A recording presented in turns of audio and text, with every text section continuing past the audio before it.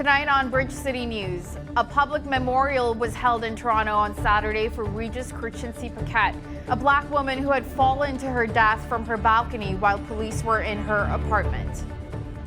Crow's Nest Pass RCMP and Lethbridge Police are searching for 2 missing individuals. And the Gujarati Society of Lethbridge and area cooked up a storm this afternoon in service of the Lethbridge Soup Kitchen. Your nation, your province, your southern Alberta. From the heart of Lethbridge, it's Bridge City News Weekend Edition. Good evening, I'm LAURICE Alexander. Thank you for joining us. Family, friends, and community members gathered to remember Regis Paquette, a black woman who fell to her death from a balcony while police were in her apartment. The public memorial in Toronto was held Saturday ahead of a walk for justice to demand greater police accountability. The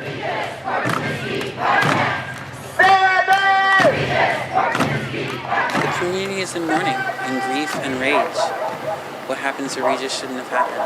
In an abolitionist future, this wouldn't have happened. She would have had the care that she deserves.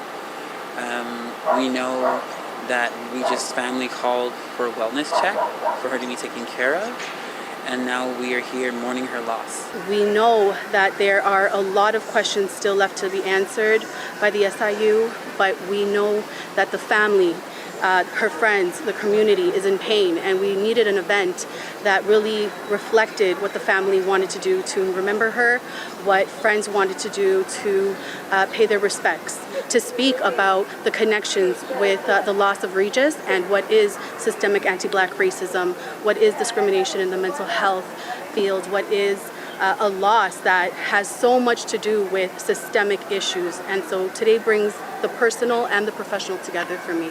We have to shout from the top of the roof that Black lives matter too.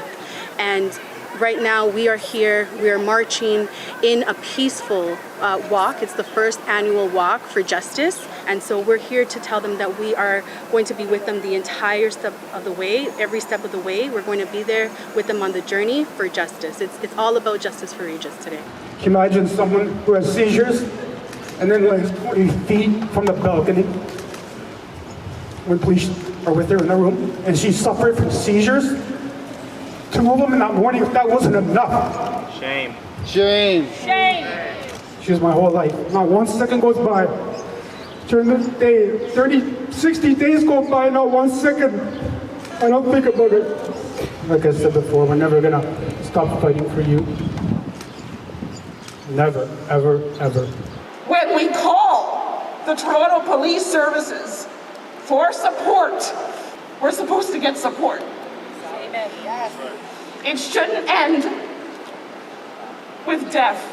Crow's Nest Pass RCMP are seeking the public's assistance in locating 68-year-old Robert Robinson. Robinson was reported missing today but was last seen in Lethbridge on July 24th and is believed he may be in the Crow's Nest Pass, Lethbridge or Calgary area. Crow's Nest Pass RCMP are concerned for his safety and well-being and would like to speak with him. Robinson is described as 5 feet 8 inches tall, 140 pounds with brown-gray hair and a mustache. He is believed to be driving a 2011 red Dodge Ram with Alberta license plate BYR0438. If you have information on Robinson's whereabouts, please contact Crow's Nest Pass RCMP at 403-562-2867. Lethbridge Police are seeking the public's assistance in locating another missing person. Lewis White is 33 years of age and was last seen on July 23rd. Attempts to locate him have been unsuccessful and police are concerned for his well-being. White is described as approximately 77 kgs, 175 centimeters tall, with brown hair and hazel eyes.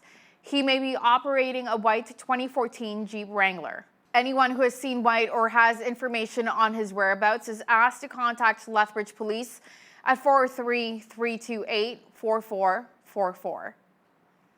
Members of the Gujarati Society of Lethbridge were cooking up a storm this afternoon at the Taj East Indian Restaurant in Lethbridge. The exotic meal will be delivered to the Lethbridge Soup Kitchen for their evening meal program. We came through a Taj restaurant here, so Baljit, who is the owner for the Taj restaurant, we went through, and then without him this would not have been possible, that combining together with Gujarati society, we would be able to provide food for 100 homeless people, which is very exciting as well, especially in this COVID-19. When we start the COVID-19, we try to do something and we don't find out how we can do it, right? Because lots of people in communities, lots of people having problem with COVID-19, lots of people lost their job, so we want to do something.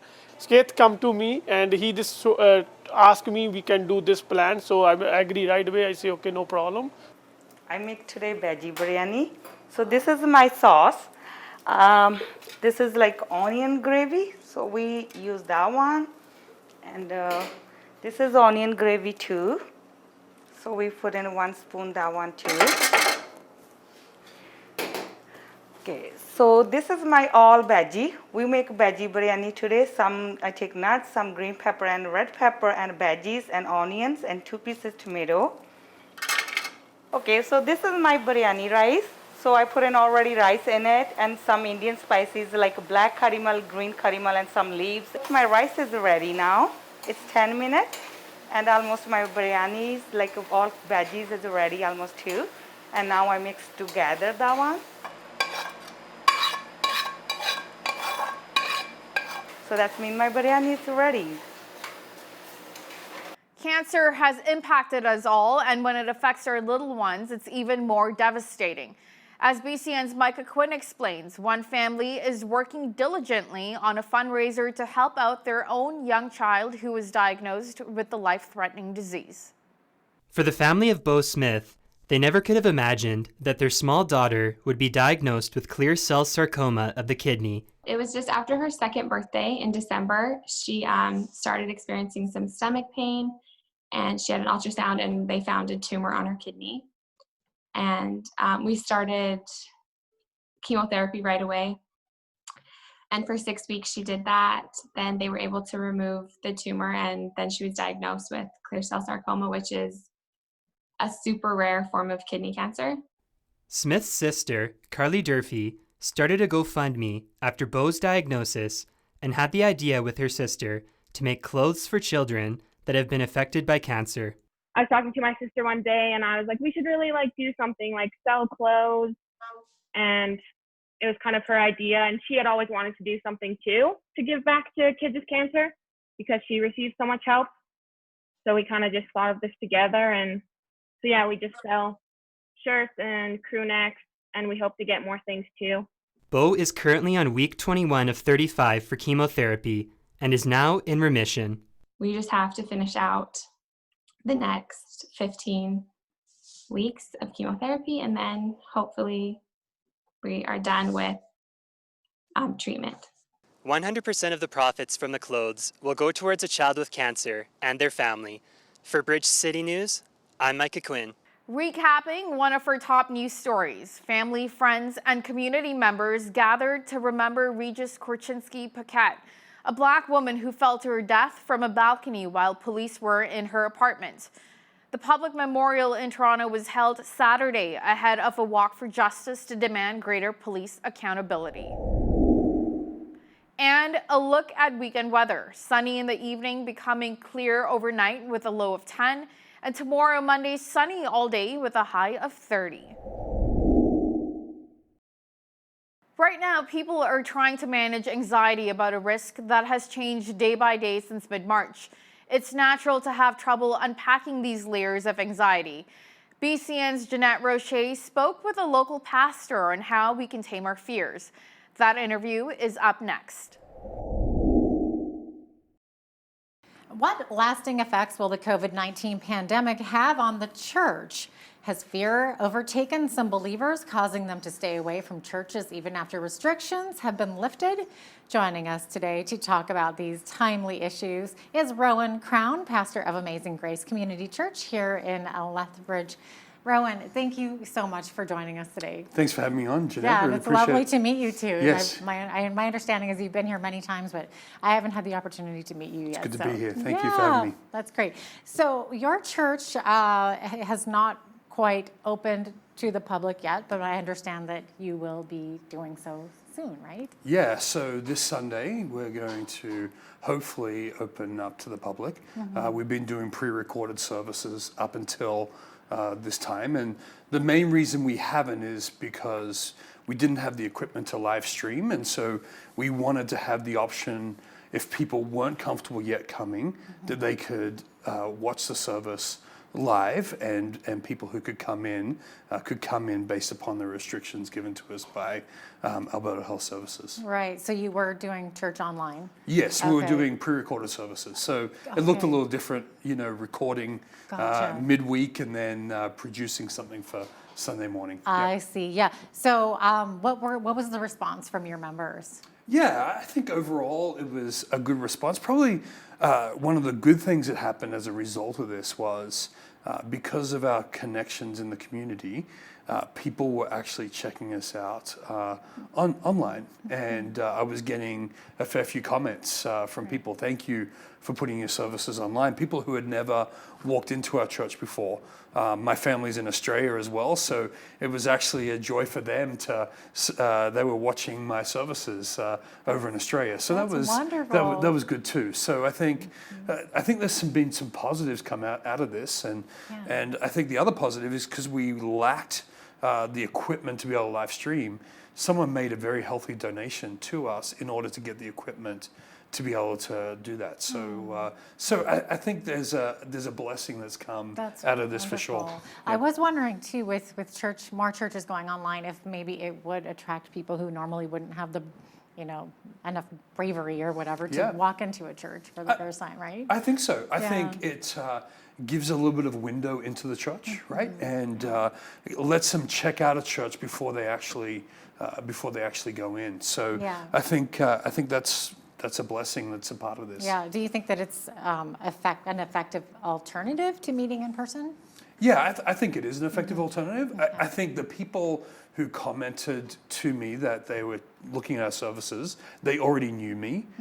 Some people hadn't, so I think that's a good thing too. It just shows that because you have a relationship with someone, that then they can make that connection as well. So hopefully it leads towards maybe them going, hey, this is a place I could go and check out church, so to speak. So. Right, exactly. Now, Pastor Rohan, during these times of uncertainty, many have gone through all kinds of roller coaster emotions, right? Some have lost loved ones, some people have had business fails, some people have lost their jobs.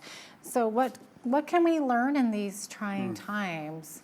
Yeah, I think it's been a very, very difficult time. We've had people who have lost loved ones to COVID. In fact, right before COVID hit, my wife, her mom died of pancreatic cancer.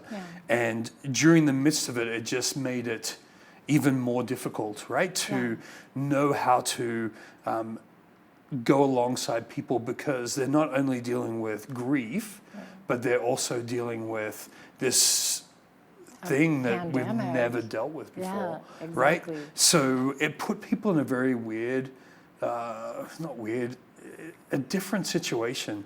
So talking to them and counseling them and encouraging them.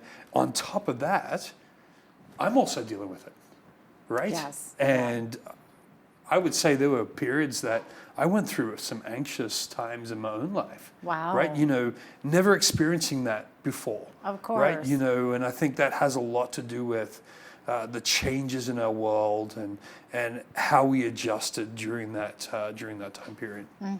That must have helped really shape your messages too, because we're all in this together. Yeah. Right? Yeah. I think it was really hard to. For me, I'm very much a people person. So to not have people around when you're doing your messages, it made it more difficult. It didn't make it as real at times. But I really prayed that, hey, when we recorded, let's make this look like church as much as we can. can, For for my sure, own sake as well as exactly. the people listening. Yeah, absolutely. Now, as this pandemic continues with restrictions slowly being lifted, how has this time affected or challenged you as a pastor? I mean, we've been talking about that a little bit already. Yeah, But, so personally, there were some challenges I faced, Mm-hmm. just in my own thought process and my own relationship with God, right? I think that was good. I think it helped me reflect on what is the very purpose of the church. See, we struggled with, we can't meet as a church. But is that the only definition of the church? It really made me examine what is the role of the church in the world, right? We can still be the church without having to meet together. And I think that was one of the big things that really encouraged me, that I looked at scriptures like Acts chapter 16, Paul and Silas. It says they were in the inner stocks of the prison. Talk about quarantine, talking about isolated. Yeah, what did they do? They didn't moan and complain, we can't go to church. They worshiped God. Right there. They praised God and worshiped God. And as a result, their chains were lifted, and everyone in the prison, their chains was lifted. So their circumstances didn't stop them praising and worshiping God. And so I think this time for us as the church, we can complain, we can't meet together. It's not, the government's not treating us like restaurants or Home Depot or whatever. You heard those comments, but really the church can still be the church regardless of whether we gather at a building or not.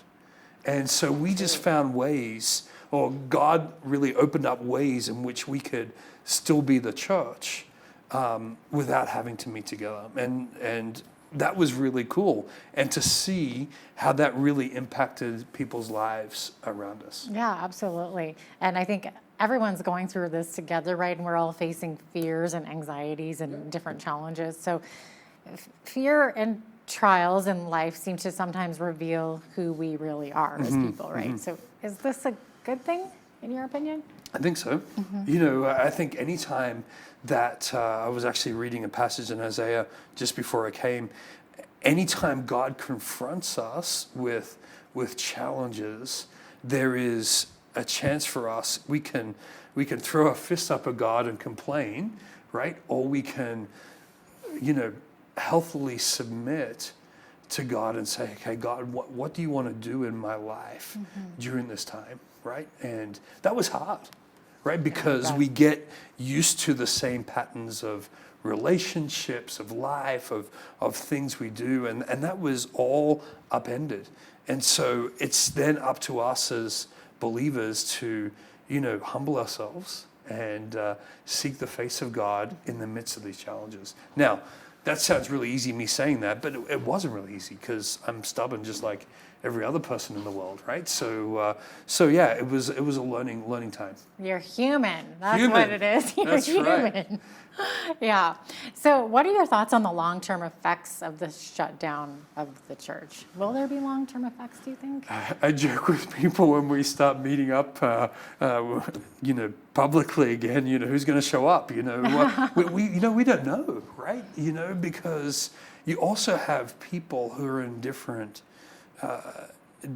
ideas of when they're going to meet and when they're not going to meet, right? That's true. Right? So you've got to be sensitive. So some people think it's too soon. Some people may think it's too soon. Some people are like, should have been done long ago. Yeah. So you got to be respectful for that, right? Because we're not just dealing with some thought or some idea that everyone has that same feeling about this. You got people who have range of feelings. So you got to be careful.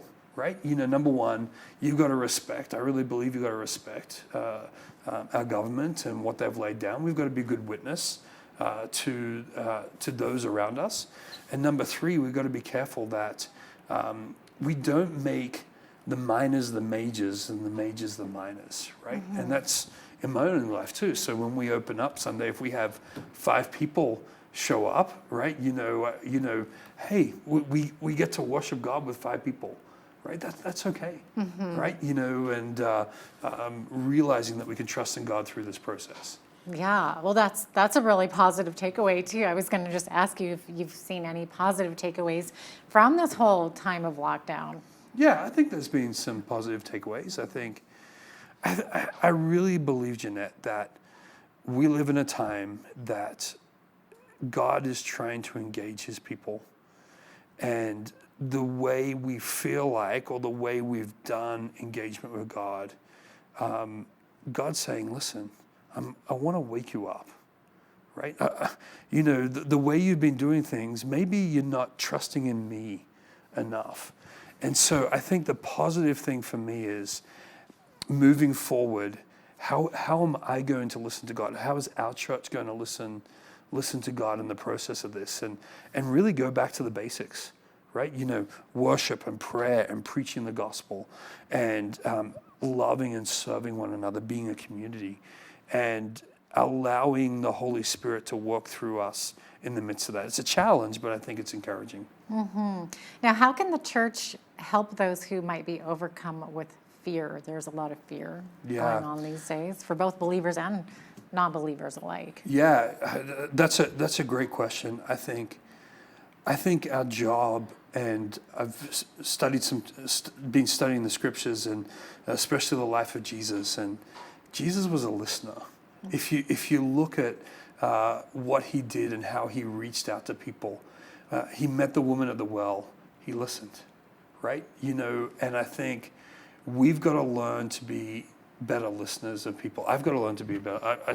I think more with my mouth than anything, and I've got to learn to use those ears more effectively and listen to people's fears, and let them take the time to reveal those things to me, and pray with them, encourage them, journey with them through those fears. And that's what I've been praying as we move forward through this, that I do that better.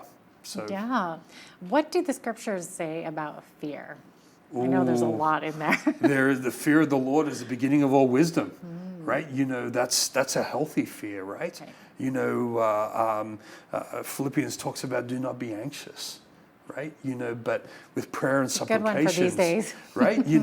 Make your requests known to God, right? So I think there's a lot of ways in which we can respond to healthy fear. And I think the healthy fear is, okay, God's in control, God is sovereign, and we can trust in him. I remember sitting at the beach in Florida when all this COVID happened, because that's where my in-laws lived, and I remember seeing the sun rising, because my kids and my nieces wanted to see the sunrise. And I remember taking a picture right at the beginning of COVID and posting on my Facebook.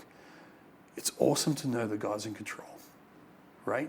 Right there, God knows what we're going through. So that can help alleviate our fears. At the same time, opening up to people, reach out, right? Don't hide in a way that you're not willing to really get the help you need during this time. So so there's lots of different ways, and get people praying for you. Yeah, for sure.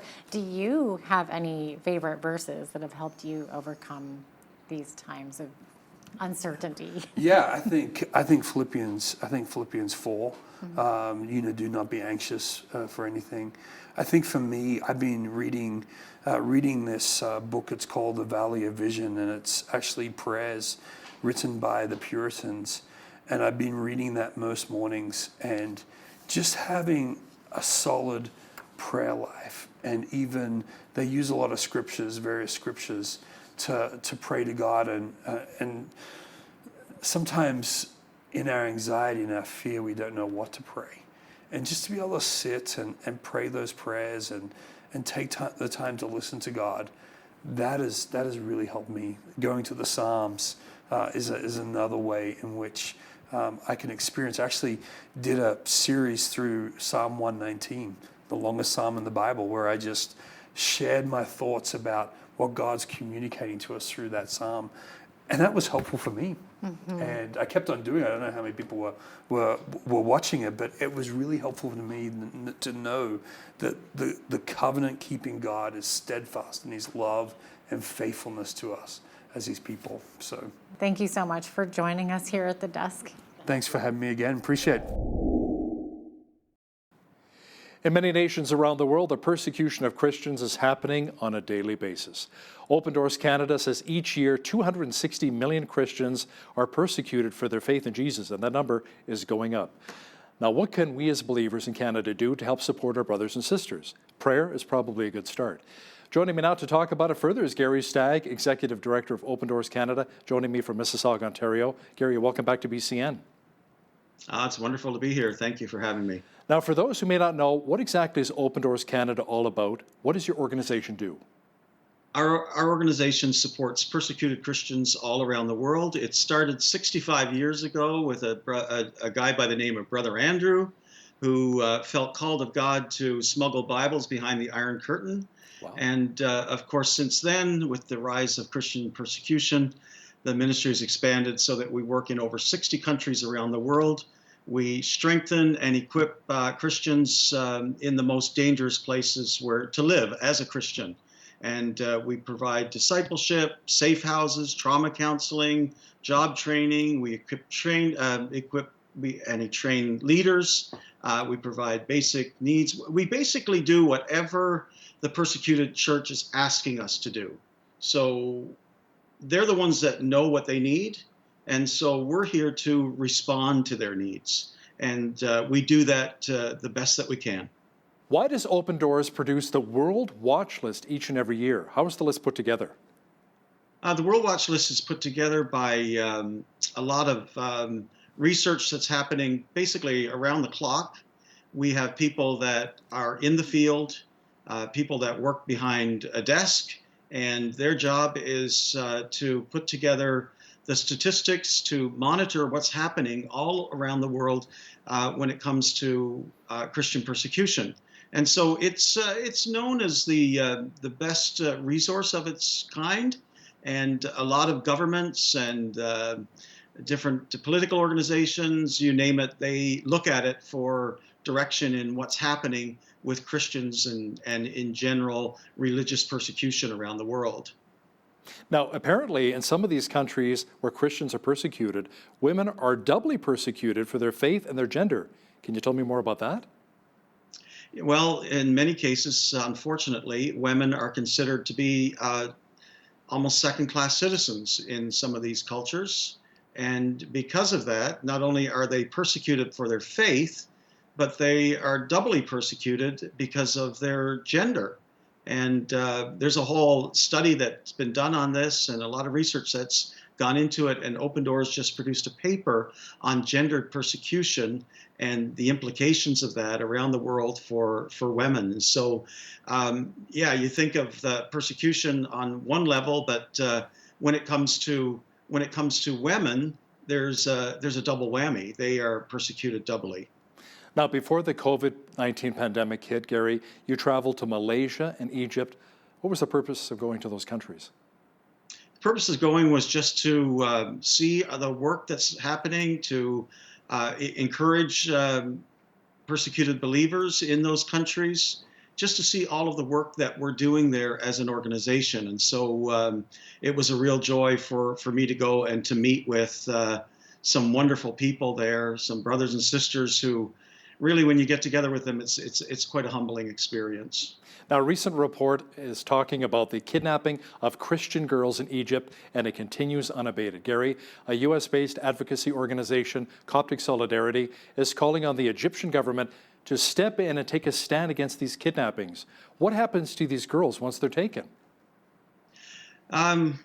We don't have all of the details about what's happening to them, but this is a problem that happens not only in Egypt, but as you know, in Nigeria. You know, the Chibok girls that were taken, forced to marry Muslim men, older Muslim men, is often the case that the thing that happens to them, and the other thing that often happens is the forced conversion. So they're forced to convert to Islam as a part of their abduction. So a pretty terrible time for these young girls, and a lot of them are very young. Some of them are 12, 13, 14 years old, and many of them are still missing all around the world. It's not just in Egypt, but in many other countries as well. How do the governments not look at these men as being pedophiles? Young children. I know it, but it for whatever reason it's a societal acceptance. They accept it for whatever reason. Their It's cultural norms, something I that guess, they, right? yeah, yeah, and they just turn a blind eye to it. It's cultural norms. Wow.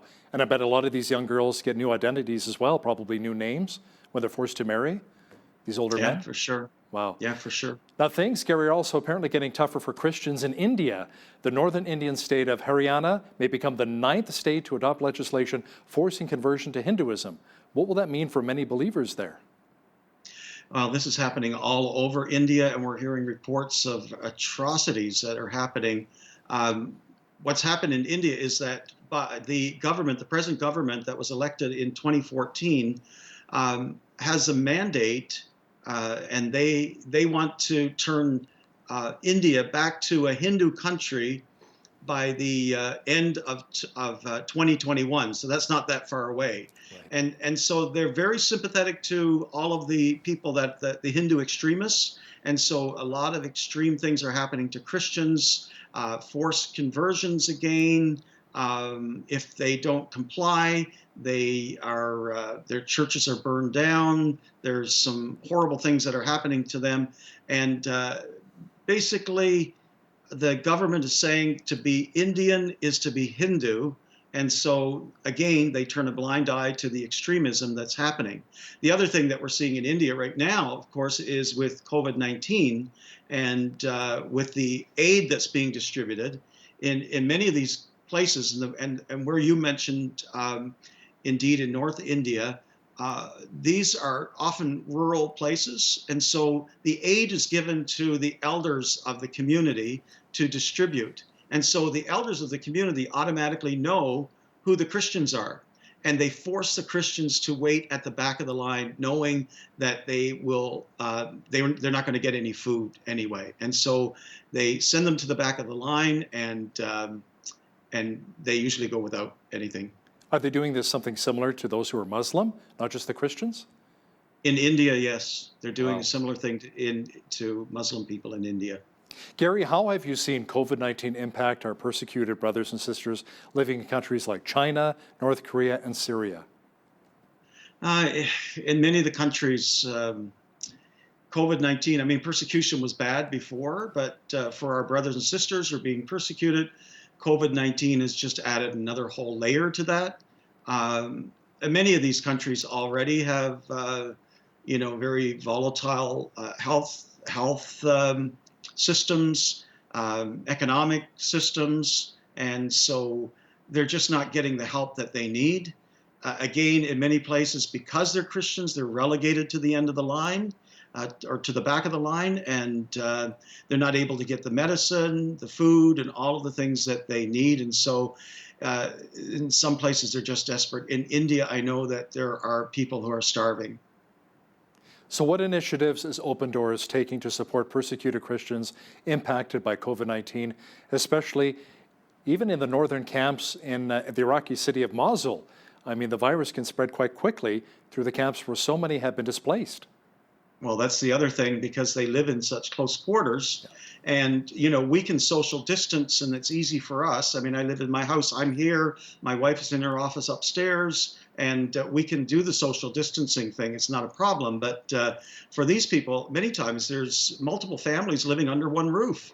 And so that becomes a problem. We've had to switch, to be honest, some of our programming, some of our priorities, where we were moving away from a lot of the aid stuff that we were doing in places like Syria, going to focus now in the next couple of years on more discipleship and training and so on. We've had to switch back and start to help with the feeding again.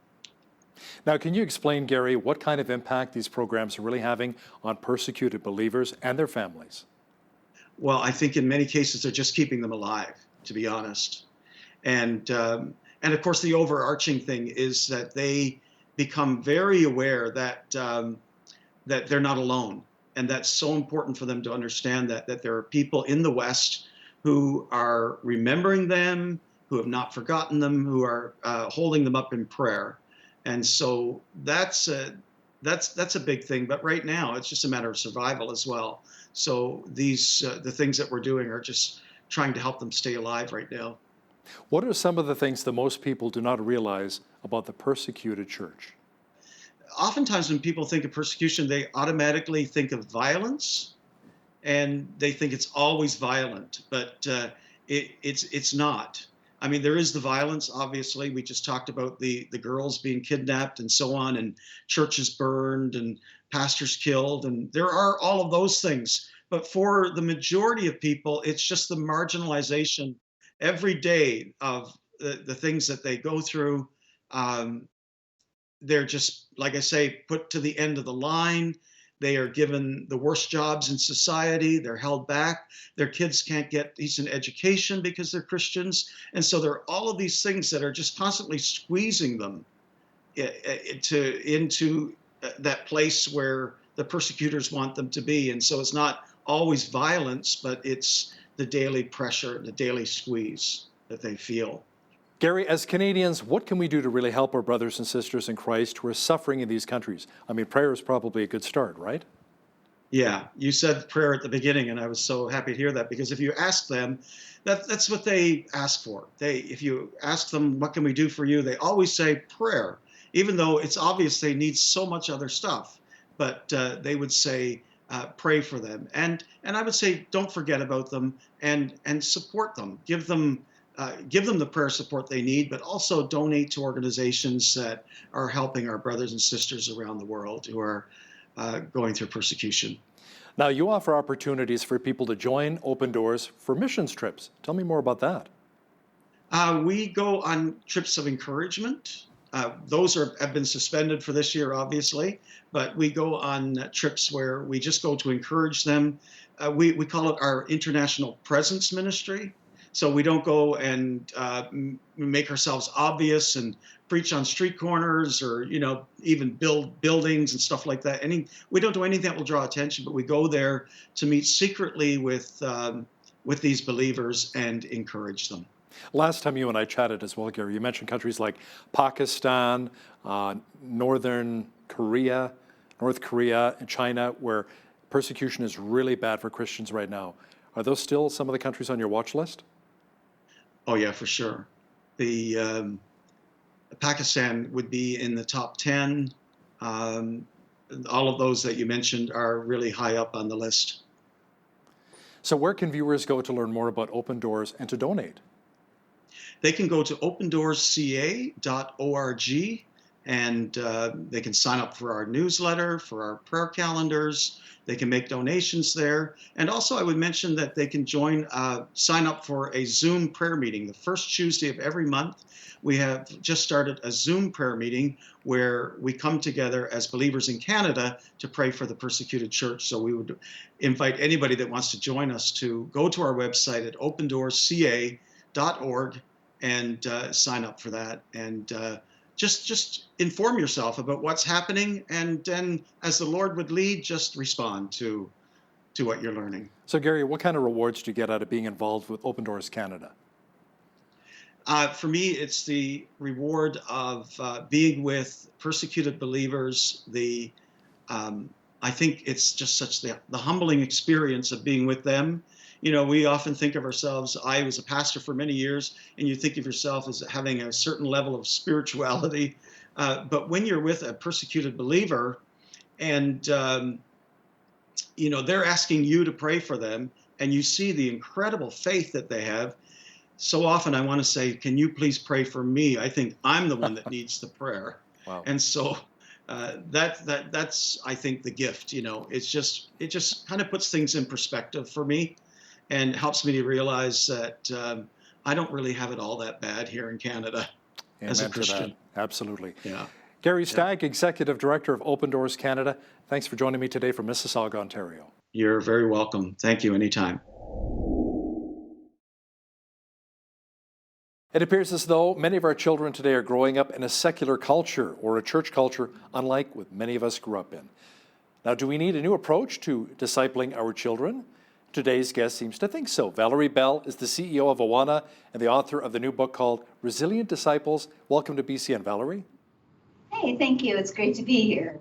So tell me about your group that you're involved with, Awana, and a little bit about your book as well, Resilient Disciples. Sure.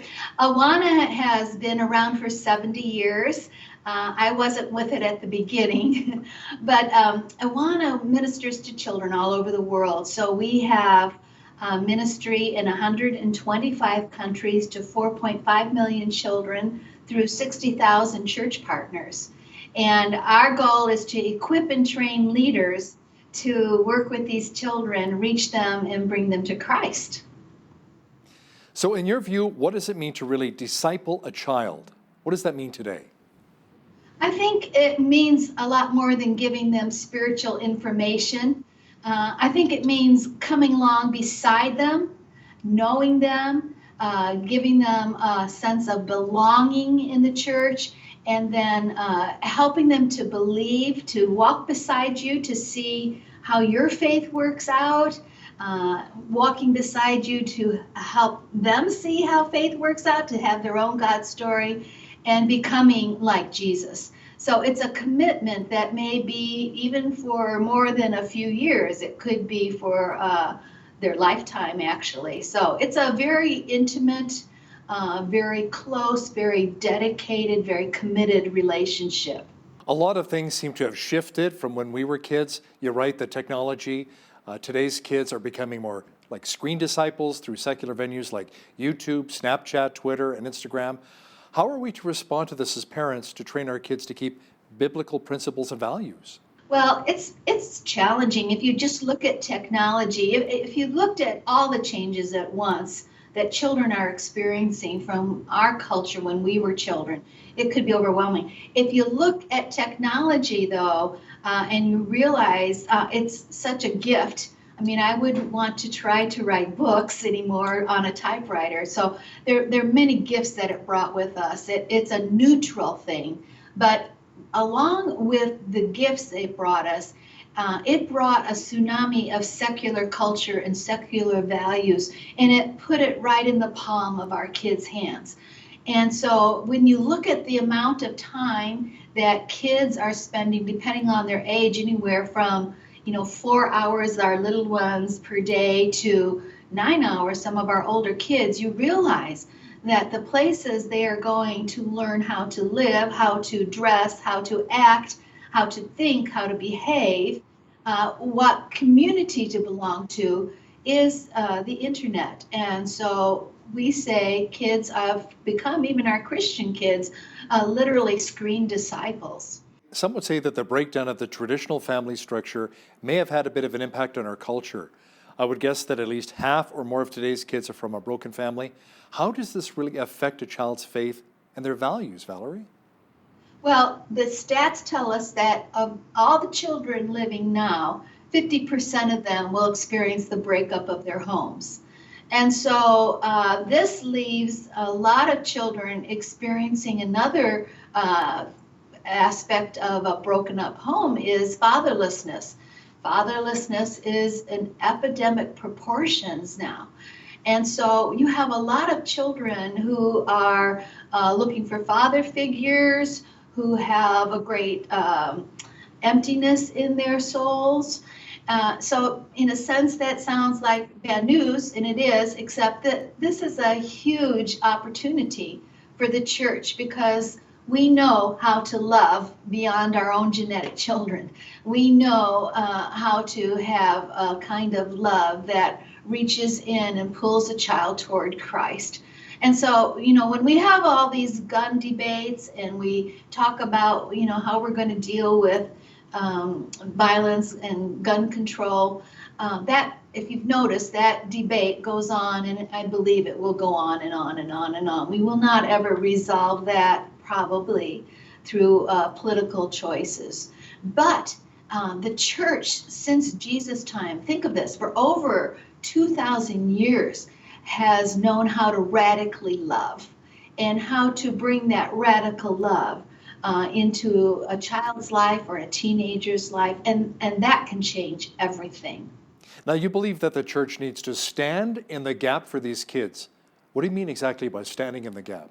What I mean when I say stand in the gap is to think that we have an opportunity as a corporate body of believers to open our doors to our community's children, to have a place of belonging for all kinds of kids, for the straight A, for the athlete, for the kid who's on the Asperger's spectrum, kids who are behaved and misbehaved, children who have obvious needs both mentally and physically, children who have the capacity to be intellectual stars.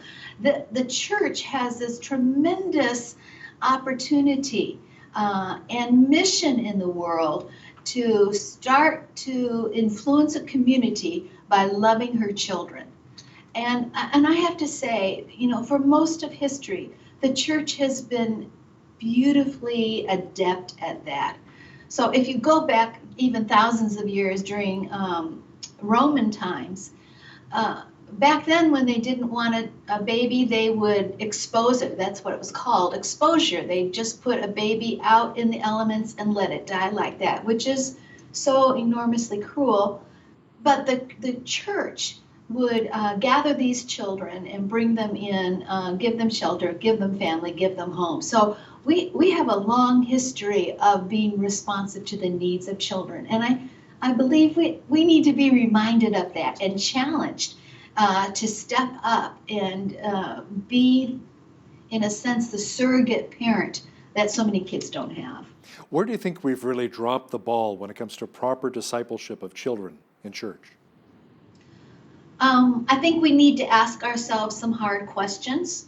So if we look at what the statisticians are telling us, 59 to 64% of the children who are raised in the church drop it when they get in college. And I'm not sure that actually means they drop their faith, but they drop their church attendance. And so I look at that and I think we have to ask ourselves hard questions. Are we actually discipling children, or have we filled our time with things that will not travel well into their adult lives? So, maybe we're really fun, maybe we've got great programming, maybe we're doing a lot of kind of spiritual entertainment. If we are only looking at today. And what we're saying in Resilient is we have to look at 2050, because in 2050, these children in our care now will be adults, and they will be having to operate in a culture that probably is going to be much more hostile, or at least less friendly to Christianity.